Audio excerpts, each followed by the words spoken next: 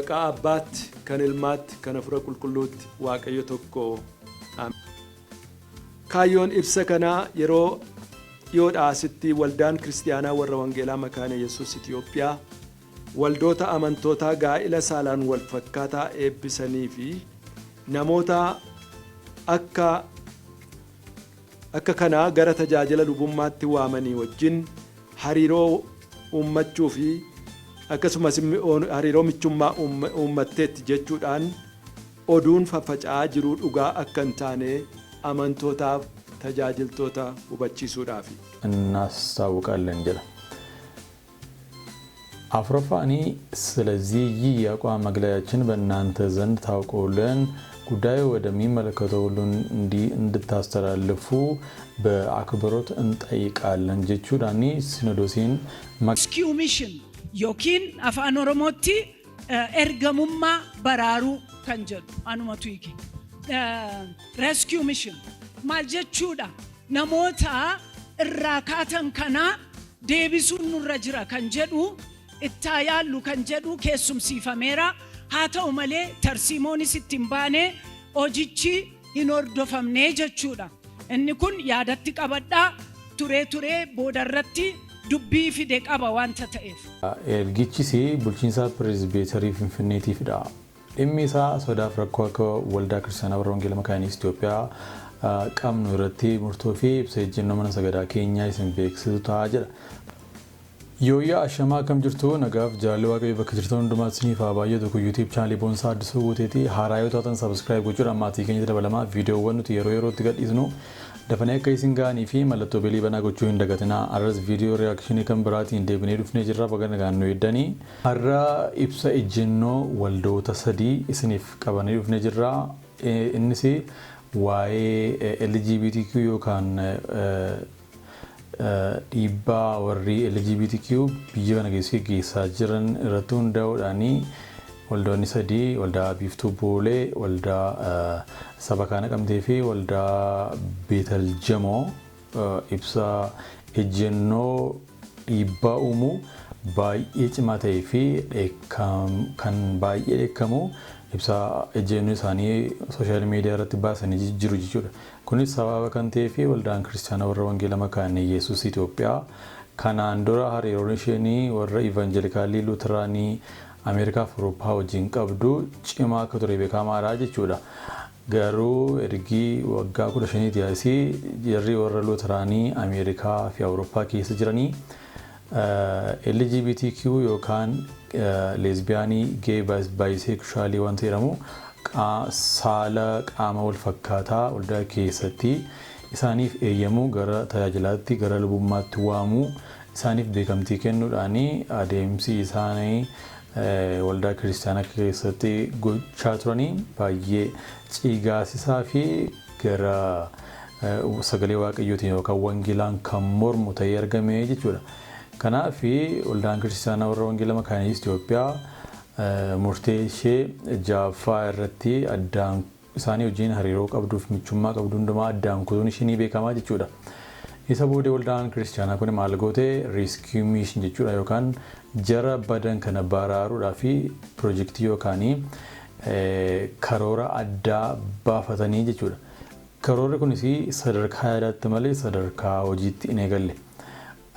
Gara piroojeektii kana yookaan immoo akkamitti akka hojjetamu yaada kana akka dhiyaatuufis walgahii kaawunsilii isa dhufaa jiru irratti akka dhiyaatuu fi qajeelfamni kennamee ture jechuudha. Kanarraa kan ka'uudhaan waldoonni kiristaanaa kanneen akka saba kaana qabde waldaa Biiftuu Boolee, waldaa Beetel Jamoo mormii isaanii bifa diddaa ta'een dhageessisaniiru jechuudha. Isa dura garuu kana viidiyoo darbee irratti gaaffii ani isin gaafadhee ture hedduun keessan yaaltanittu harki caalu argateera jechuudha. Namoonni muraasni immoo hin argatin jirtu jechuudha. Gaaffiin suni kan inni jedhu gooftaan keenya Yesuus magaalaa kamitti dhalatee jedha. Baay'een keessanii magaalaa Beetlehem jettanii, kaan magaalaa Daawit jettanii, kaan immoo magaalaa Naazireet jettanii jechuudha. Deebiin isaa inni sirriin magaalaa Beetlehem keessatti dhalateedha deebiin isaa. warri yaaltan hundumti keessanii eebbifamaa ulfaadhaa yaalii keessaniif iyyuu baay'ee kabajamaa jennaan. Ammas gaaffii kan biraa tokko isiniif dhiyeessina. Jalqaba Addaamiif Hewaanii iddoo maal jedhamu jiraachaa turan? Gaafficha irra siif deebi'a. Jalqaba Addaamiif Hewaan iddoo maal jedhamu jiraachaa turan? Bakki isaan jiraachaa turanii maal jedhama? Deebii keessanii comment section irratti nuuf barreessaa. Deebii isaa jechuudha. Yoo dandeessanis luqqisiisaa wajjiniin comment section irratti deebisuu hin dagatinaa. Gara dhimma waldaa makaana Yesuusitti yeroo deebinu waldaa makaana Yesuusii kanaan dura ibsa addaa baasuun ishee ni beekama. Ibsa kana irrattis ibsa mormii dhiyaateen deebii laachuun ishee ni beekama.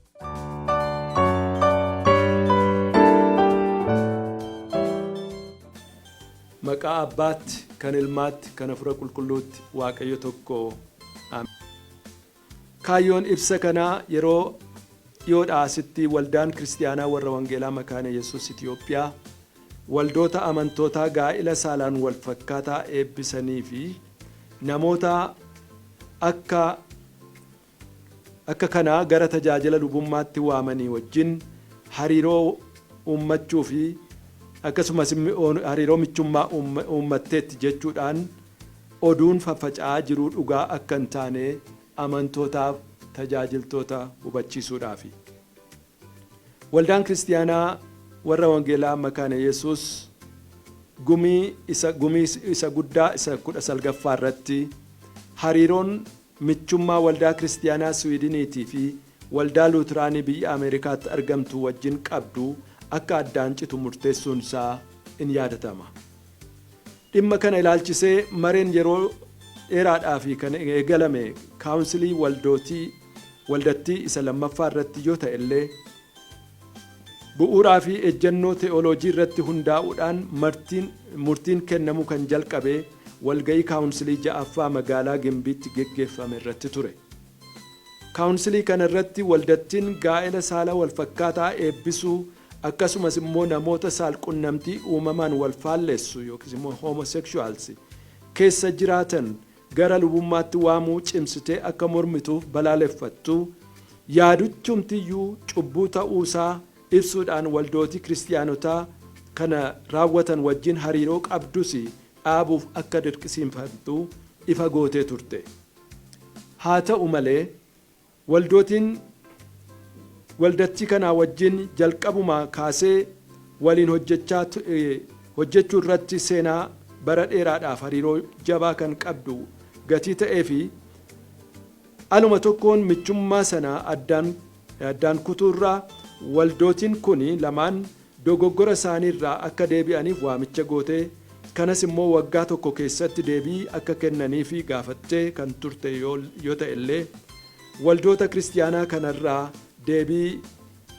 deebii malu argachuun hin danda'amne. Kanaafis dhimmi isaa kaawunsilii 7ffaa irratti ammas dhiyaatee kaawunsilichis akkuma kaawunsilii 6ffaadhaan kaa'ameen addaan akka citu murteesse. Kun kanaan ta'ee utuu jiruu dhimmi kun waldootii kiristaanaa maqaan isaanii kanaan olitti tuqame duwwaa utuun ta'in waldootii biraa haala wal fakkaataa keessa jiranis kan dabalatu waan ta'eef tajaajilli misiyoonummaa isaan baraaruuf malu akka karoorfamu ta'ee kana raawwachuuf kan dandeessisu tooftaa fi tarsiimoon akka mijeeffamu murteeffame. Walga'ii kaawunsiloota adda addaa jechuunis kaawunsilii 6ffaa, 7ffaa fi 8ffaa irratti murtiiwwan darban hunduu gumii guddichaan raggaasifamuun waan maluuf gumii guddaan inni 19ffaan murtiiwwan waliigaltee kaawunsilii adda addaa irratti darban raggaasisee waldootii kiristaanaa gaa'ela saalaan wal fakkaatan eebbisuu fi qunnamtii saalaa seera uumamaatiin ala ta'e ifatti deeggaranii fudhatan wajjin hariiroon michummaa akka raawwatee dhaabatu murteesse. Walga'ii kaawunsilii 8ffaa irratti karoorri tajaajila misiyoonummaa warra karaarraa kaatan baraaruuf warra amantiitti jiran jajjabeessuuf dadammaqsuu fi gargaaru ilaalchisee qajeelchi itti kennamee ture raawwii isaa irratti hin hojjetamne waan tureef kaawunsilii 19ffaan qixa gumii 21ffaadhaan kaa'ame irratti hundaa'uudhaan murtiin waldaan kiristiyaanaa kun duraan keessee fi ejjennoon ti'ooloojii isheetii bifa kamiin illee utuu hin tuqamin yaanni tajaajila misiyoonummaatiin baraaruu jedhu kun akkaataa inni hojiitti hiikamu irratti boordiin misiyoonii fi ti'ooloojii qopheessee boordii hojii raawwachiistuudhaaf akka dhiyeessu qajeelchaa kenne. Boordiin misiyoonii fi ti'ooloojiis akkuma qajeelcha kennameefitti hojii isaa raawwatee boordii hojii raawwachiiftuudhaaf dhiyeesse. Boordichis erga mari'ate booda wantoonni sisirrachuun maluuf akka jiran hubatee kun irra deebi'amee akka ilaalamu qajeelcha kenne. Kunis gara fuula duraatti qaamolee murteessoodhaan kan dhiyaatu qaamolee murteessootti dhiyaatee murtii kan argatu ta'a. Kana jechuunis hojiin kun hin xumuramne gatii ta'ee fi dhimma tajaajila misiyoonummaa baraaruudhaaf jedhu irratti wanti murtaa'e. Waldaa Makaana Yesuus kanaan dura torbee 2 dura ibsa kana baasee turte jechuudha. Ibsi kun waldoota badan kana deebisanii gargaaruu miishinii isaaniitti ba'uu yookaan immoo isaanii jajjabeessuu isaanii naqanii baraaruu wanta jedhudha jechuudha. Kanaafidha egaa waldoonni kanneen akka sabakaa magaalaa Naqamtee, waldaa Biiftuu Bulee, waldaa Beetel Jamoo diddaa isaanii kan isaan dhageessisanii jechuudha. Gara ibsa ejjennoo waldoota kana sadaniitti adaba. Rescue mission yookiin afaan Oromootti ergamummaa baraaruu kan jedhu anumatu hiike. Rescue mission maal jechuudha? Namoota irraa kaatan kanaa deebisuun nurra jira kan jedhu itti yaallu kan jedhu keessumsiifameera. Haa ta'u malee tarsiimoonis ittiin baane hojichi hin hordofamne jechuudha. Inni kun yaadatti qabadhaa turee boodarratti dubbii fide qaba wanta ta'eef. Rescue mishiniin kun yookiin tajaajila baraaruu yookiin ergamummaa baraaruu inni jedhu kuni maalidha yaanni isaa? Namoonni kun wangeela irraa kaataniiru wanta ta'eef bar tokko abbootiin isaanii dhufanii wangeela nutti lallabanii jireenya arganneerra wanta ta'eef warra irraa kaatan kana hin deebisnaa kan jedhudha. Dubbii kana gadi fageessinee yeroo laallu abbootiin keenya abaabiliin keenya wangeelan beeknee waaqa biraa waaqeffatu turanii warri Awurooppaa warra Ameerikaa dhufanii wangeela lallabanii wangeela fudhatan. Warri kun garuu warra wangeelan beekne miti. Warra baratanii barumsi isaanii baay'ee fagoo deemee beekumsa qabanidha. Beekumsa sana irratti hundaa'uudhaanii barumsa. Warri kun utuma didanii utuma beekanii didanii gara cubbuu kanaatti deemaniiru jechuudha. Waldaan Biiftuu Boolee diddaa riskiyuu mishinii yookaan jara kana dhaqanii baraaruu isaa rakkoo guddaa qaba. Rakkoo kan biraas fiduu ni danda'a jechuudha. Mormii isaanii dhageessanii jiru. Akkasumas sabakaan Naqamtee waldoota hundumaa iyyuu dursanii ibsa kana baasanii jiru jechuudha. Isaanis qabxii ciccimaa 4 baasanii jiru jechuudha. Kan isaan barreessanis afaan Amaariffaatiinidha. Haa ta'u malee qabxiin tokkoffaan kan inni jedhu ግንኙነት ከተቋረጠ በኋላ የመታደግ ሚስዮናዊነት አገልግሎት በሚል ሽፋን ከነዚህ የእግዚአብሔርን ቃል የሚጻረር ተግባር ከሚያካሂዱት አብያተ ክርስቲያናት ጋር የሚደረጉ ማንኛውም አይነት እንቅስቃሴዎች እንቃወማለን። ለመፋኒ ይህንን ጉዳይ አስመልክቶ የመካነ ኢየሱስ 6ኛ 7ኛ እና 8ኛ ካውንስል የወሰነው ውሳኔ ሳይሸራረፍ እንዲከበርና ተግባራዊ እንዲሆን ጠይቃለን ይላል።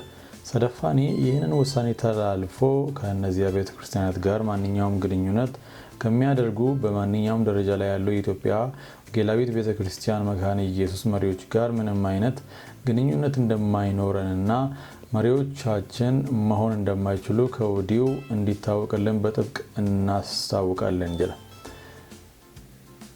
አፍሮፋኒ ስለዚህ ይህ የአቋም መግለጫችን በእናንተ ዘንድ ታውቆልን ጉዳዩ ወደሚመለከተው ሁሉ እንድታስተላልፉ በአክብሮት እንጠይቃለን ጀቹዳኒ ሲኖዶሲን መጋላ ነቀምቴ ተኩማዳኒ ኢብሳ ከነ ባሰኒ ጀቹዳ ኢብሳ ባየ ጭማዳ ሀማ ዲዱቲ ነሞኒ ሆገንቶኒ ዶንፈላንስ ta'e waldaa bakka bu'anii nama jara kanaa wajjiniini warra LGBTQ waldoota jajjabeessaa jiran kanaa wajjin walitti dhufeenya qabu kamiyyuu akka hoogganaa keenyaatti fudhachuu hin dandeenyu ka wanta kana hin dhaabu ta'anis rakaasee isinii wajjiniin hooggantoota waldaa makaanii Yesuus wajjiniin hariiroo keenya ni dhaabnaa jechuudhaan akeekkachiisaniiru jechuudha. Sadaffaarratti immoo waldaan diddaa ishee ibsitee ejjennoo baastee waldaa Kiristaanaa Warra Wangeelaa Makaanii Itoophiyaa mana sagadaa Beetel Jamoodha. Ergichis bulchiinsa Pireezbeetarii Finfinneetiifidha. Dhimmi isaa sodaaf rakkoo akka waldaa Kiristaanaa Warra Wangeelaa Makaanii Itoophiyaa qabnu irratti murtoo fi ibsa ejjennoo mana sagadaa keenyaa isin beeksisu ta'a jedha. Akkuma armaanitti ibsamee jiru dhimma gaa'elaa haala wal fakkaataa irratti akka waldaa Kiristaanaa Warra Wangeelaa Makaanii Itoophiyaatti sodaaf gaaffiin adda addaa karaa garaa garaatiin akka jiru beekamaadha. Kanuma irratti hundaa'uudhaan murtoo fi ibsa ejjennoo akka mana sagadaa keenyaatti qabnu fuula sadii xalayaa geggeessituu kanaan wal qabsiifnee isiniif erguu keenya jaalala Waaqayyoon isin beeksifnaa jedha.